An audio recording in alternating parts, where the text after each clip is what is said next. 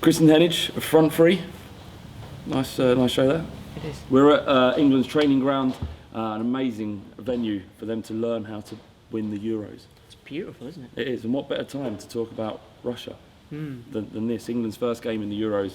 How do you think that's going to go? Should we be scared of them? Is that a team, a force worth being fearful of? I think you could be less scared of them if Fabio Capello was in charge. Yeah. He really did run that team into the ground. Was he about as bad for them as he was for England? I'd wager he was worse. Really?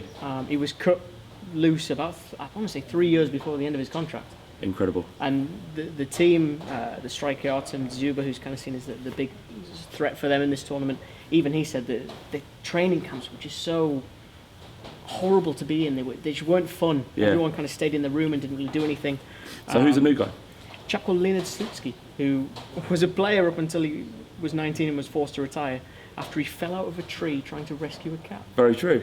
100% true. Amazing. So what did he forge a career in management shortly after, or where did he come from? He did. He's seen as kind of the best coach of his generation, so he's very highly thought of in Russia. He actually manages CSK Moscow and the Russian national team at the same point. He came in midway through Capello's tenure and said, look, I'll do it for free until the end of the qualifiers, just to get us to this tournament. For free as in for no free. money? No money.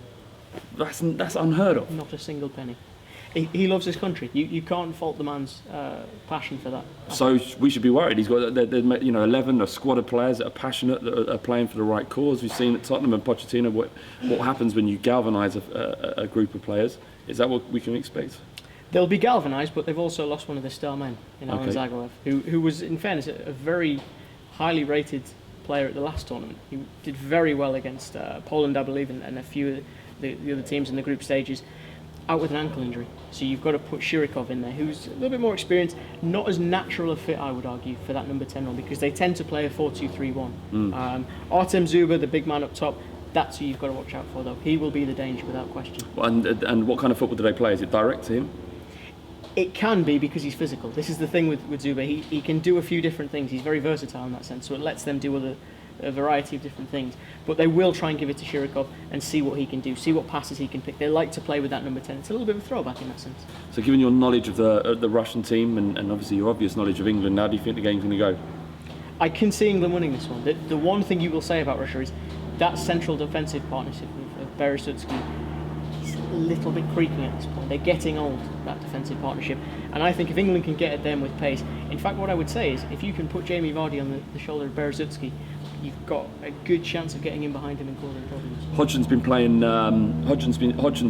Vardy out wide to start with. I think he played a 4-1-4-1 against Turkey.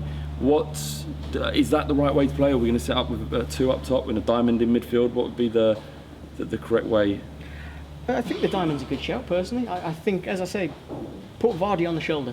That's what I would do, because what it'll do is it will stretch the Russian defence, it will push them back, I think just out of fear more than anything, because you don't want to be turning and facing your own goal when Jamie Vardy's chasing the ball.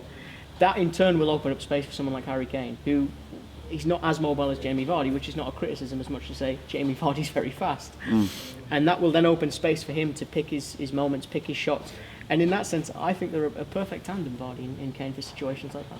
So what do you think of Russia? Can they cause England problems? Will we see a diamond in midfield from Hodgson's men? Is he chatting? We shall see, I suppose. Let us know in the comments below, and remember to subscribe to Ball Street and give us a like if you want.